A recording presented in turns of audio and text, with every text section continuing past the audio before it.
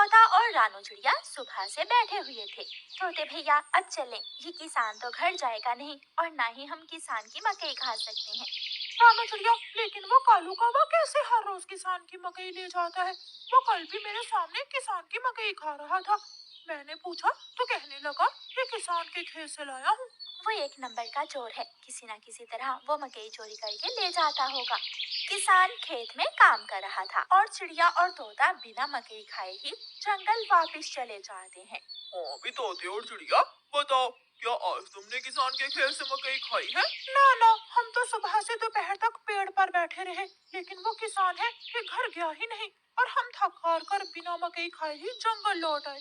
मैं तो जा रहा हूँ, पेट भर मकई खाऊंगा भी और अपने साथ भी लेकर आऊंगा। कालू कौवा इंसानों की बस्ती की तरफ जाता है। कालू कौवा किसान के खेत में जाकर किसान से कहता है, किसान किसान, तुम्हें तुम्हारी पत्नी घर बुला रही है, तुम्हारे घर में मेहमान आए हैं। अच्छा, तो मैं जल्दी से घर जाता हूँ। कौवे शुक्रिया जो तुमने मुझे बता दिया। किसान अपने घर चला जाता है और कौवा मजे मजे से किसान के खेत से मकई खाने लगता है। नहीं, मैंने तो आपको नहीं बुलाया। क्या मेहमान नहीं आए थे? तो फिर उस काले कौवे ने मुझसे झूठ क्यों बोला? कौवा झूठा है, मैंने तो उसे नहीं भेजा। कौवा पेट भरकर मकई खाता है और कुछ मकई अपने साथ लेकर वापस जंगल लौट जाता है। कौवे कौवे, एक मकई का भुट्टा मुझे भी दे दो। ना ना, मैं तो मकई का भुट्टा किसी को नहीं दूंगा, बहुत मुश्किल से लाया हूँ मैं। कौवा चिड़िया के सामने बैठकर मकई का भुट्टा खा रहा था और चिड़िया के मुंह में पानी आ रहा था।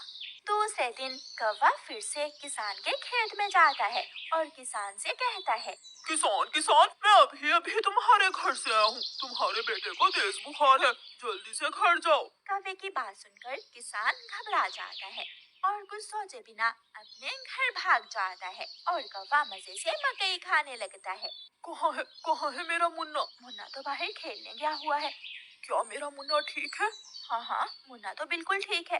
तो फिर इसका मतलब आज फिर उस शरारती कौवे ने मुझसे शरारत की है।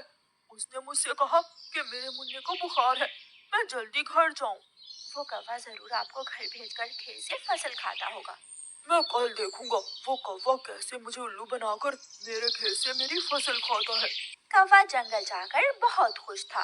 वो जो मकई अपने साथ लाया था वो तोते और कबूतर के सामने बैठकर खाता है। वाह वाह, मजा ही आ गया, ये मकई तो बहुत स्वादिष्ट है। यार कौवे, थोड़ी सी मकई मुझे भी दे दो। हाँ ठीक है, अगर तुम मेरे घर का काम कर दो तो मैं तुम्हें भी मकई दे सकता हूँ। मैं भी करूँगा, मैं भी कभी आपके घर का सारा काम करूँगा, मुझे भी मकई दे देना। ठीक है, तो फिर जल्दी से मेरे साथ आ जाओ।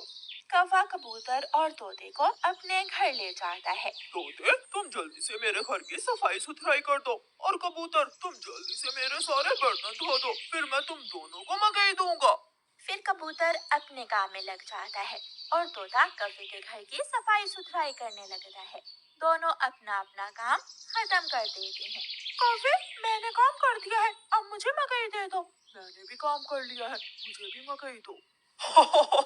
कौन सी मकई? चलो भाग जाओ यहाँ से तुम दोनों, मैं तुम्हें कुछ नहीं देने वाला। तुम धोखेबाज हो, तुमने धोखे से हमसे अपना काम करवाया और अब हमें भूखे ही भेज रहे हो। कबूतर और तोता वहाँ से चले जाते हैं।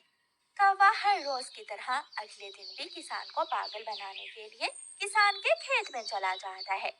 कौवा किसान के पास जाता है और किसान से कहता है, किसान किसान, मैं अभी अभी देख कर आया हूँ, तुम्हारी गाय जंगल की तरफ जा रही है, शायद उसकी रस्सी टूट गई होगी। मेरी गाय को तो शेर खा जाएगा। कौवे, मैं जल्दी से जाकर अपनी गाय को बचाता हूँ। किसान वहाँ से जाता है, लेकिन आज किसान थोड़ी दूर जाकर पेड़ के पीछे छुप जाता है। कौवा किसान के खेत में जाकर मकई खाने लगता है। तो ये कौवे का बच्चा इसलिए मुझे हर रोज किसी न किसी तरह खेत से भेज देता है। जब तक मेरे पास बड़ा दिमाग है, मुझे किसान की फसल खाने से कोई नहीं रोक सकता। किसान के पास बंदूक थी। किसान बंदूक चलाता है और गोली सीधी जाकर कौवे की टांग पर लगती है। कौवा बहुत मुश्किल से वहाँ से भागता है और किसी न किसी तरह अपने जंगल वापस पहुँच जाता है। वो अपने घर के बाहर आकर गिर जाता है। हाय, मर गया, मर गया।